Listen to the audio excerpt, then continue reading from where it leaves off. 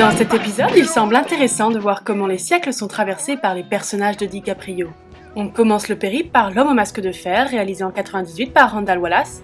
On rentre alors dans le monde bourgeois de Louis XIV, avec des costumes très imposants et aux couleurs chatoyantes. On remarque que le doré, symbole de la richesse à l'époque, est omniprésent. On fait un bond de 200 ans vers le futur et nous voilà chez Candide, personnage du film Django Unchained, réalisé par Quentin Tarantino en 2012. On quitte la France pour rejoindre une période sombre de l'histoire américaine, l'esclavagisme. DiCaprio joue alors le rôle d'un bourgeois en soif de pouvoir. Dans Gang de New York, réalisé en 2002 par Martin Scorsese, Amsterdam Vallon est un fils d'immigré qui se bat pour venger la mort de son père. On le voit ici paré d'un costume d'époque, symbole de sa classe sociale, et on aperçoit Cameron Diaz, plus bourgeoise que jamais. En jeune homme prodige, dans Rimbaud Verlaine, réalisé en 1995 par Agnieszka Holland, on retrace la vie amoureuse du poète français du 19e, Arthur Rimbaud. Un costume là encore bien représentatif de l'époque dépeinte.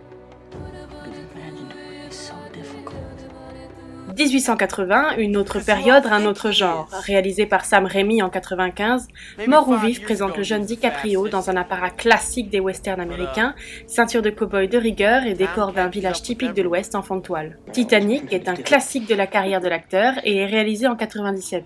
James Cameron raconte la disparition du paquebot britannique en 1912. À travers les costumes et les personnages, on parcourt l'inégalité des classes et les mœurs du début du XXe siècle. Dans l'adaptation du roman de Fitzgerald, Gatsby le Magnifique, réalisé par Baz Luhrmann en 2013, DiCaprio joue le rôle d'un millionnaire des années 20 épris d'un amour fou pour Daisy, rôle joué par Carey Mulligan. On observe dans cette scène l'image d'une période pour le moins bien reconnaissable. Cette même époque est représentée à nouveau dans Aviator, réalisé en 2004 par Martin Scorsese. On retrace le début de carrière de l'aviateur Howard Hughes jusqu'aux années 40. De nouveau aux côtés de Kate Winslet dans Les Noces rebelles, réalisé en 2008 par Sam Mendes, on observe une composition du plan au choix de décors et de costumes tout à fait représentatifs des disparités entre les hommes et les femmes dans un monde qui se modernise. Dans un cadre bien différent du précédent, Shutter Island, réalisé en 2010 par Scorsese, donne à voir une image sombre des années 50 en plongeant le spectateur dans l'univers d'un hôpital psychiatrique dont les patients semblent coupables d'actes criminels. Dans Arrête-moi si tu peux, réalisé par Spielberg en 2002, on raconte l'histoire d'un fraudeur professionnel dans les années 60. On distingue des tailleurs d'hôtesses de l'air couleur pastel et des valisettes qui sont le symbole d'une époque révolue. Costumes, jeans et couleurs pétantes dans le Loup de Wall Street, réalisé par Scorsese en 2013, retour sur les corruptions d'un courtier américain durant les années 90. Le film est souvent considéré comme offrant l'un des plus grands rôles à l'acteur.